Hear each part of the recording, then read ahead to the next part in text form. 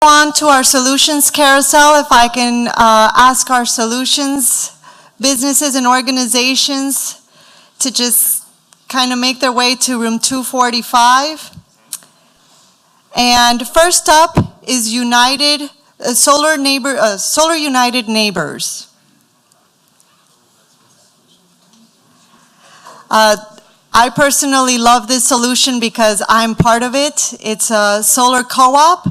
And I went solar through Solar United Neighbors. Solar United Neighbors, come this way. Not into, this is you. Come on. I went solar in August thanks to Solar United Neighbors. Thank you.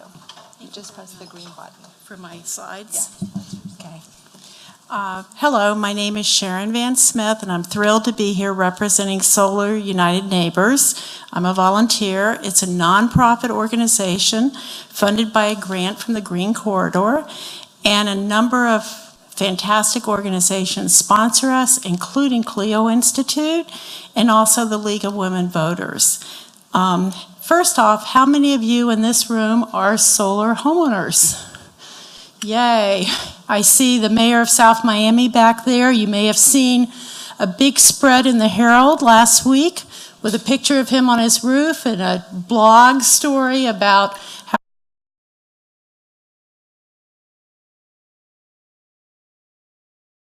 how we're here as a nonprofit organization to help you navigate your way through it. We have absolutely no connection to vendors, installers, or finance people. We are simply here to educate you, to provide some technical assistance, and to help you form co-ops where you get together with other people in the community to help you have the buying power like a business would have, where they're bidding out a big job. And then you seek bids when you form a selection committee, and then they give you the best deals they can, and you, without us having any input, your selection committee decides who you go with, what is best for your group.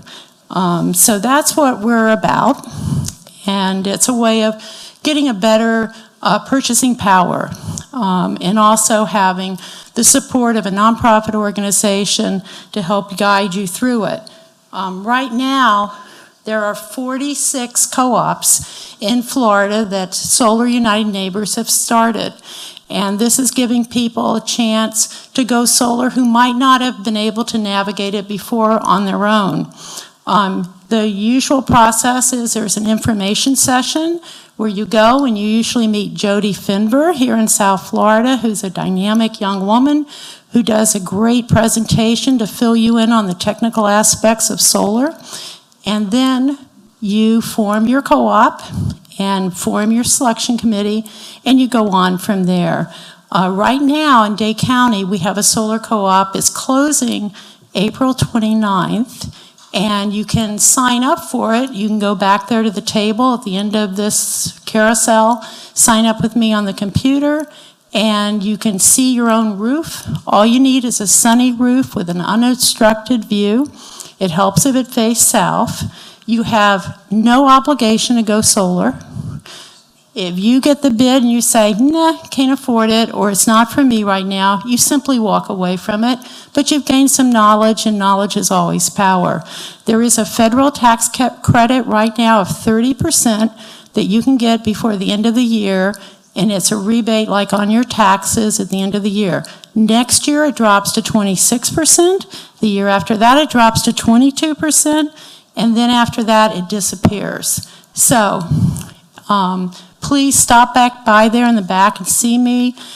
Final word is I'll just leave you with the websites. It's solarunitedneighbors.org/Miami or solarunitedneighbors.org Broward. Thank you for your attention. Thank you for that wonderful solution. And now we welcome Food Rescue. If you can please cue the clip.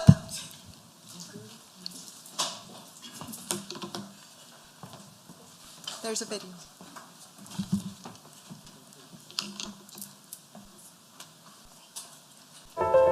Food Rescue US began 7 years ago. With the idea that the hunger problem in the U.S. Was not a problem with lack of food, but a lack of logistics. We believed we could leverage technology to ignite a movement.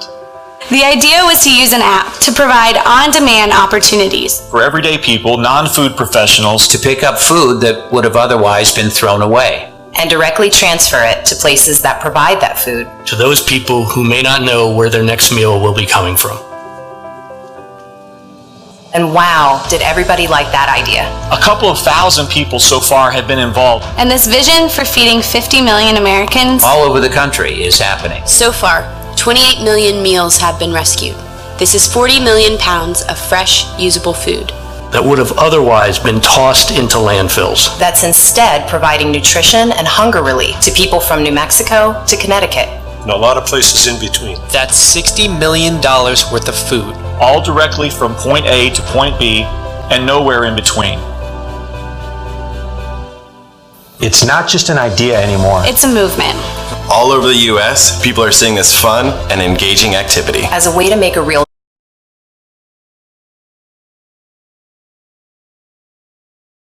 sense. And as new collaborative food rescue communities are formed, hunger in America has a shelf life. Food Rescue US is the simple solution to ending local hunger, and we need your help. Join us at foodrescue.us, where you can download the app, become a food rescuer, start a new food rescue community where you are, or even donate to this game-changing cause. Let's do this together.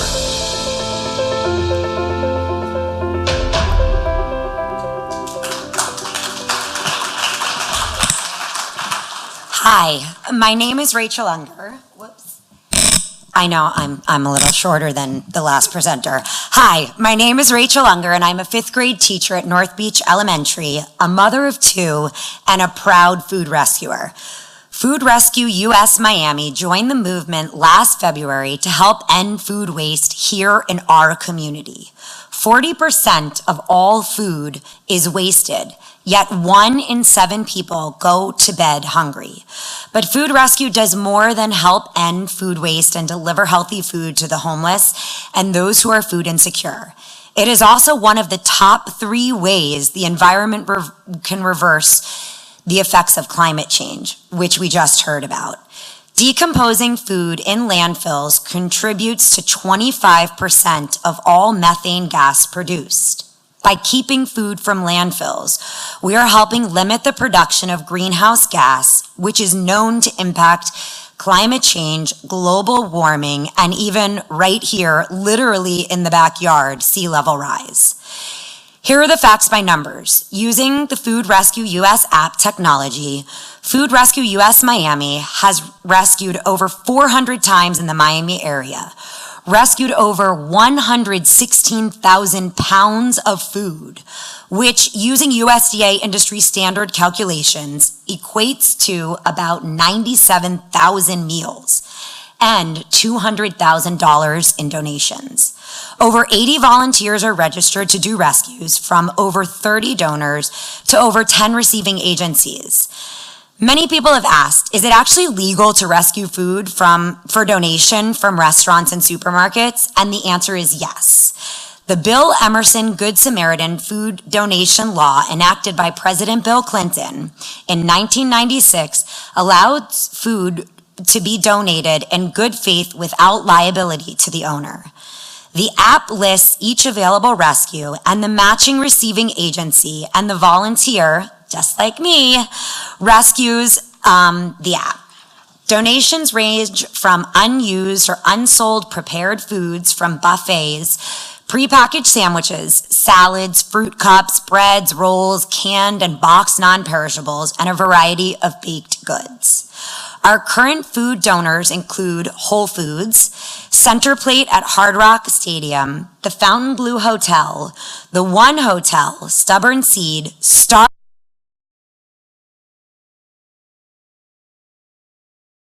at the Arsht, and events like Taste of the Nation, Hamburger House Party, and the March of Dimes Gala. Food Rescue Miami partnered with FIU students for a massive food rescue at the South Beach Food and Wine Festival this year. Since every food rescue is recorded on the app, each donor receives a letter outlining their donations for tax purposes. Food Rescue Miami has 10 to 12 regular weekly pickups and a passionate team that's available for large events. Most rescues take less than 1 hour door to door. And the current agencies that are receiving food from our donations include the Miami Rescue Mission, Camilla's House, Lotus House Shelter for Women and Children, Sisters of Mother Teresa Emergency Shelter, and Enriched Foods.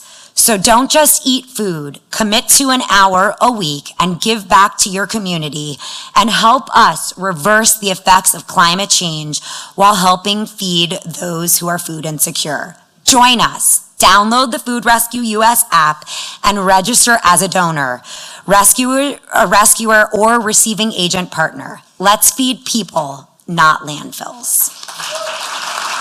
Thank you. So I hope everybody downloads the app. I'm a food rescuer myself. It's incredibly easy and really rewarding, and I do it with my kids sometimes, and it's super cool for them as well to see where the food goes when they pick it up. Next, we have Not Your Mama's Vegetables. My kids would love that. Thank you. Good afternoon. It is great to see you all. And let me tell you why. I'm Julie Jeffries. I'm the founder and chief onion of Not Your Mama's Vegetables. Conservation can mean many things, and there are many reasons why people choose to change their habits. My conservation journey began as a health journey in 2013 when I was left partially blind by an inoperable brain tumor. The doctors said that to conserve what little sight was left would take radiation.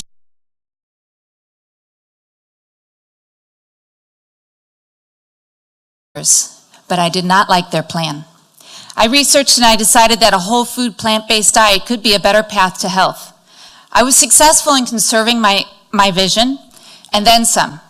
To the surprise of my medical team, within a year of changing my diet and lifestyle, I had 20/20 vision for the first time in my life. Today, conservation with a whole food plant-based diet. Oh, I'm forgetting to change my slides because I'm so excited to tell you. Sorry. That's me and my doctor talking.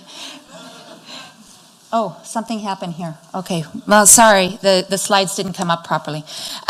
We'll just go through it. Today, with conservation with a whole food plant-based diet takes on a new meaning. It means saving our planet.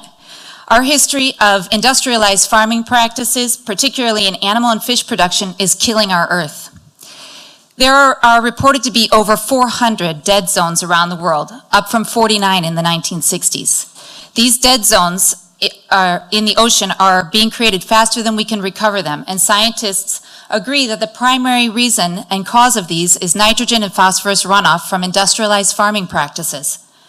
70% of our tropical deforestation is due to agricultural land needs. Almost 30% of our global deforestation is due to large-scale farming practices, much of which relates to animal production. Did you know that scientists have determined that it takes less water to feed a plant-based person for 1 year than it takes to feed a meat eater for 30 days? That's pretty impressive. If that isn't enough, think about the amount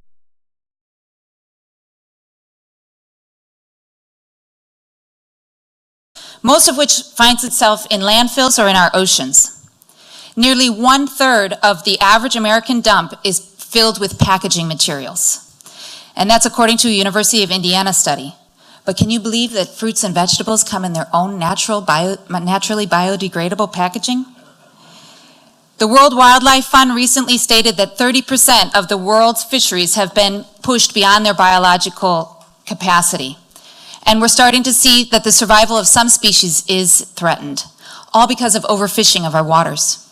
So don't be surprised the next time that you order your lunch if you get asked the question if you'd like a side of greenhouse gases with your burger. Why? A Harvard study has proven that at least 18% of all global greenhouse gas emissions comes from meat production. That's more than cars, trucks, planes, and trains combined. So what is the greatest impact you can have on all of this? Switch to a whole food plant-based diet. That means minimizing your, I'm going to speed up, I got less than 1 minute. Minimizing your consumption of highly processed products, refined sugars, animal products, and seafood. Instead, base your diet on 100% whole grains and, gotta get my slide in, 100% whole grains that are minimally processed and fruits and vegetables that are close to their natural states as possible. My organization was founded to help you do just that in a manner that is fast, fresh, and fun. We offer classes in nutrition and cooking, personal health coaching, corporate wellness and benefit programs, restaurant and food service consulting and certification programs, and educational talks and community outreach. We are here to help you make your greatest personal impact on greenhouse gases, your carbon footprint, and global conservation. And we might just improve your health along the way. Now remember, these are not your mama's vegetables.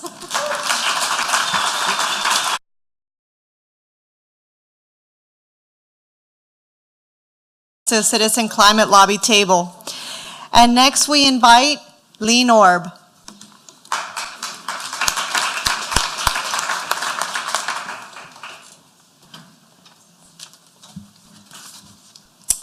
Hello everyone, my name is Anastasia. I'm a CEO and the founder at Anneliese Orb. We are a Miami-based eco-food packaging company with one common mission, is to solve the problem of plastic waste. As we know, concerned citizens, corporations, and governments are beginning to understand, finally, the impact single-use plastic is having on our planet. One of the biggest challenges for those pushing for change is how to find affordable and high-quality alternatives, but also make people care at the same time. At Anneliese Orb, we are bridging that gap by offering full product line of disposable tableware made from plant roots, grass fibers, and highly sustainable wood, while also helping our customers with sustainability assessments and impact goals on their plastic reduction. Because just as we want our residents to be inspired and care, we absolutely need our corporations to take pride in the progress that they're making for the community. The reason why we decided to drive impact through single-use packaging is because, as a lot of you know, we are currently sending 160 billion, and that's billion with a B, plastic disposables, food and beverage containers to the landfill and water space. Products like forks and straws will, on average, be used for less than 10 minutes and take 500 years to break down while polluting our water. And for those of us, locals, it takes an extra sense of responsibility because we're waterfront communities, right? So every decision that takes place in our municipalities will essentially affect people thousands of miles away. My team at Anneliese Orb, we truly care about the global community. In the last 12 months, we were able to eliminate 2.5 million plastic units in South Florida. What it truly means is that about 45 business owners, from restaurants to hotels to food trucks to museums and even one school, had listened to us. They were inspired and they removed certain single-use plastics from their operations. Our product line currently is representing takeout containers, cups, plates, and our paper straws do suck, but not for the environment. We're building it from wheat straw, sugarcane, palm leaf, birchwood, banana leaf. And although it seems like it would be a really easy choice for a business owner to move away from plastic to this new epic biodegradable materials, the biodegradable market is becoming incredibly complex to understand. To explain this, a lot of our competitors, those big packaging companies, are putting most of their focus on complex polymers and bioplastics. And it's that beautiful clear cup with a green stripe that it claims to be compostable, but in the end of the day, we truly don't understand how long it would take to disintegrate. In contrast, at Anneliese Orb, we are focusing on simple natural fibers, ink-free, toxic-free, and overall quality, just like our people. We really believe that information inspires action. And in the last 12 months, the amount of support that we received from the community here in South Florida is overwhelming.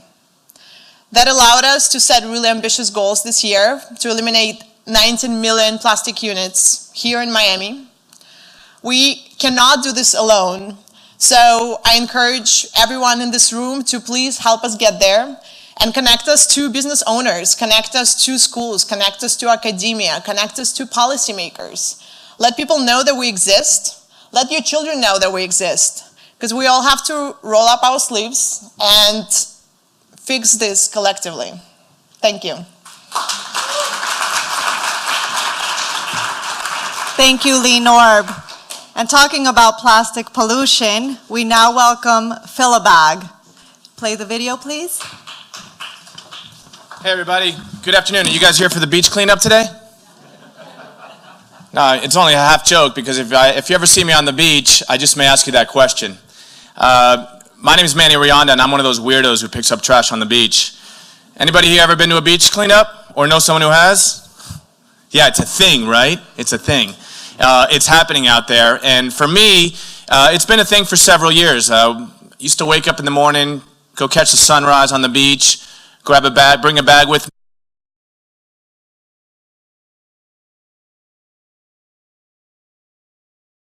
Every time I came out here.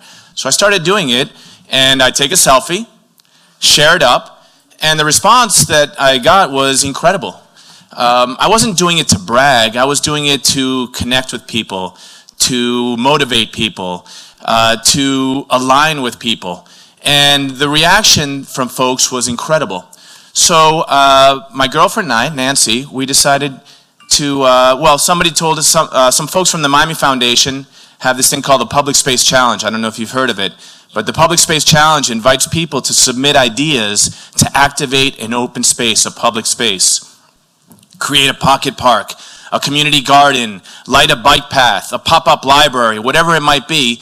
They're like, Manny, why don't you put your Fill-A-Bag idea into play there? Oh, and by the way, our Fill-A-Bag idea was to, we have these posts. You see that post right over there, about in the 50-yard line? It's a white post with reusable bags and buckets. So we would install these Fill-A-Bag stations at beachfronts, at beachheads, and allow people to grab a reusable bag or bucket that has been repurposed and turn a regular walk into a meaningful cleanup. Well, we were lucky that we were awarded a grant through the Miami Foundation's Public Space Challenge. We were one of 20 winners from 500 submissions. And we started popping up Fill-A-Bag stations all over the place. Our idea was really around the minimal viable product philosophy, right? We're going to put something out there and we're going to see how people interface with it.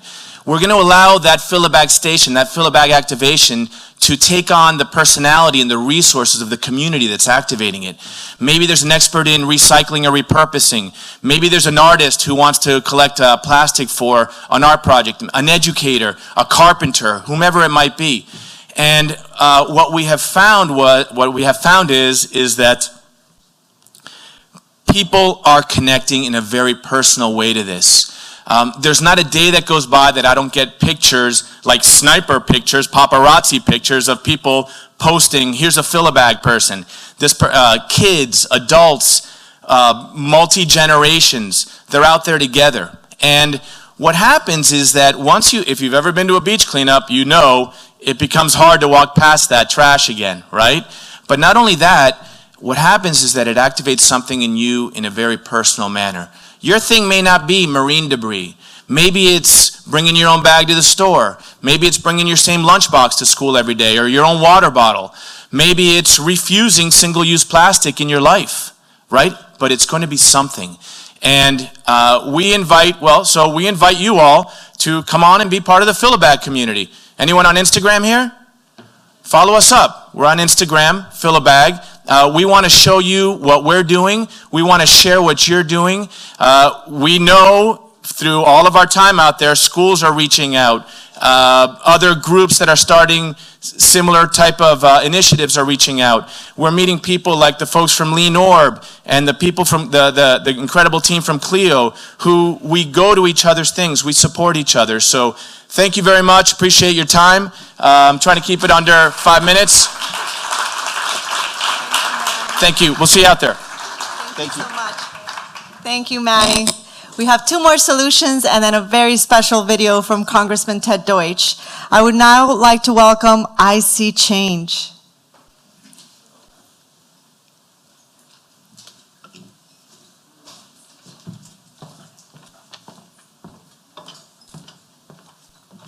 Thank you, Natalia. Hi, my name is Kate Stein, and I'm here representing IC Change today. I'm not actually on the staff, but IC Change is a platform that mobilizes communities to share stories and microdata about climate impacts to inform adaptation and infrastructure design. And we'll get into what all that means in a minute, but first I want to tell you a little bit about the problem. So this is Destiny Bell. She lives in New Orleans.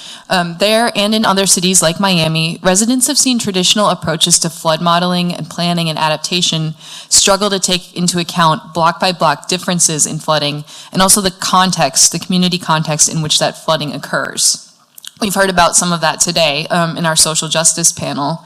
And so this makes the solutions that cities and engineers and insurers are working on, it makes it hard for them to evaluate the viability and the cost effectiveness of their solutions. A lot of traditional community engagement relies on public meetings, but the people most impacted by climate change, including moms and caretakers like Destiny, can't always come to those meetings, even when they're on weeknights and Saturdays. So that means adaptation planners and other people, like a lot of us who work on resilience, we might not be getting the whole picture. Is there a clicker? So IC Change is a civic resilience platform. It creates a record of community-sourced knowledge on flooding, beginning with individuals and growing into communities co-investigating their environment and co-designing solutions with their civic leaders. For residents like Destiny, IC Change enables them to share their flood stories via phone, in an app, or computer online. The platform then syncs that information with local weather and sensor data. Residents like Destiny can also add hyperlocal data from their block, so that's things like rainfall intensity, flood duration, and flood height. By collecting stories and data from Destiny and her neighbors, IC Change creates a community flooding record, and that record can be used by emergency managers and by people working on adaptation planning to make the projects better, more suited to the community's specific needs. And journalists can use the information in IC Change to do better community-driven reporting on local climate change impacts and solutions.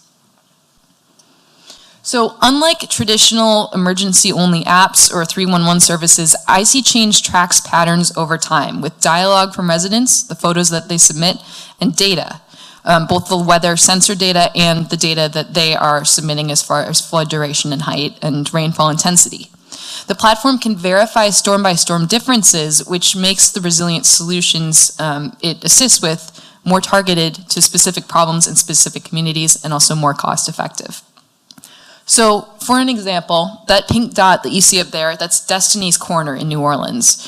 Her neighbors had also flagged it as a hotspot where flooding impeded buses, trash pickup, and it also kept kids from playing in their yards. That corner, though, wasn't initially included in New Orleans' proposed green infrastructure designs, but when the city saw the IC Change data, they included it in design proposal requests for engineers and firms to respond to. And now IC Change is working with the international engineering company designing these projects in Destiny's neighborhood and elsewhere in the city to use community-sourced data in their modeling and infrastructure planning. Thanks to Destiny's data, the engineers added a pipe to the north end of the project, and information from other neighbors also led the planners to change project designs on 2 HUD-funded infrastructure projects. But data alone is not IC Change's only value. The engagement with residents through the app and through the online platform, that engagement increases their education. When you read Destiny's observations from her first post, which is the one on the left, to the ones after she starts tracking rainfall with a rain gauge, you can see that she's really starting to better understand flooding impacts in her city and in her neighborhood. The improved understanding of flood risk and better informed citizens using IC Change can help lower community insurance rates. In New Orleans, IC Change is doing that in partnership with the city's Department.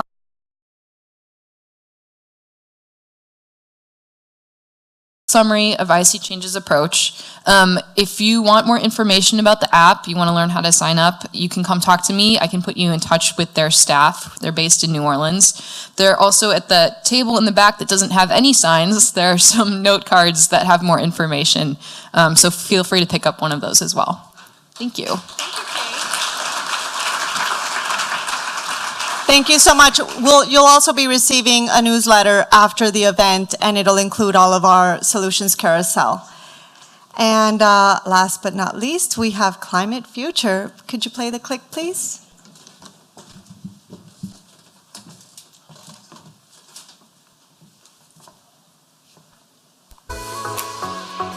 What if your company could help you improve the planet every time you made a sale?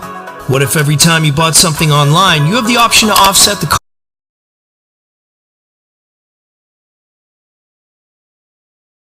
Would it be worth it? How would you verify that your money supported environmental action? Introducing One Planet. By using One Planet, people and businesses are able to verifiably balance their carbon emissions through their everyday activities. We do this by attaching our One Planet tokens to an environmentally positive carbon credit. Carbon credits are digital environmental commodities that are bought and sold globally and are only produced by special, independently certified climate projects, like rainforest conservation, renewable energy production, and energy efficiency projects that reduce carbon emissions.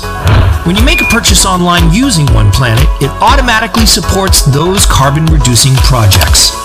Imagine, we could help Amazon actually save the Amazon.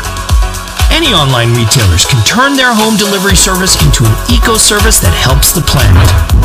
Travelers can choose to offset their trips.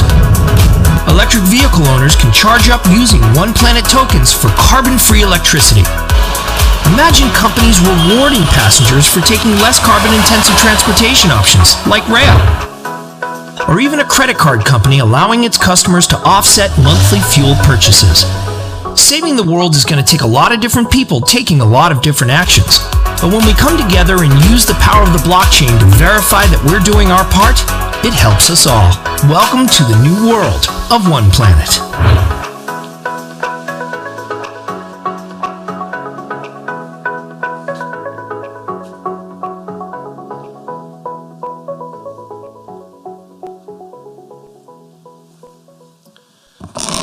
Okay, so I told him to make it Miami style. I hope everyone noticed that. It's always fun to be the last speaker at an event during the day when everyone just wants to go out and have some wine. So I appreciate you listening to my very quick introduction to Climate Futures and what we're trying to do with the One Planet project. So Climate Futures, I like to think of us as practitioners in this space. We've been working with projects that reduce emissions of greenhouse gases since 2005. I myself have been working with carbon markets and carbon finance and different kinds of projects that reduce emissions since 1998. And that was when I got started with projects related to the Kyoto protocols, which some of you know about. But you know, fast forward, what we've been trying to do with One Planet is something that, you know, I have to actually give credit to someone who left here, but she was here earlier, and it was a climate activist, a nice lady named Ashley Young. We were communicating, she said something to me actually really profound. She said, you know, I'm starting to think that the way forward is not to try to tell people to do the right thing, but to make the right thing easy to do. And that's really the essence of One Planet. So we're trying to make climate action easy to do, something that anyone can do in a verifiable way through their daily activities. So, you know, it's more than just an app on your phone. It's a blockchain-based platform.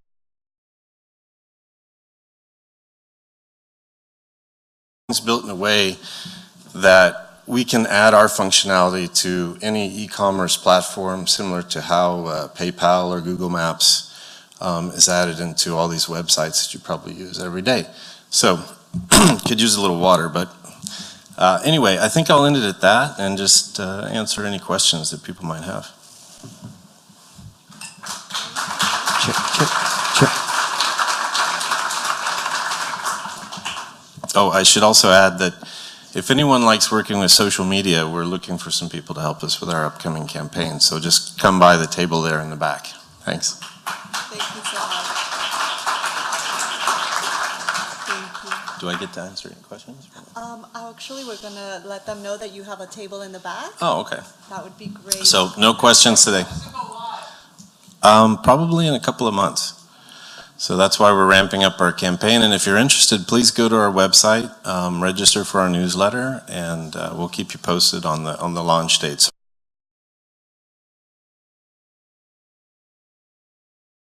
Works right now on both blockchains if you're into that stuff. So we use Hyperledger, which is a permission blockchain, and we use Ethereum, which is a public blockchain.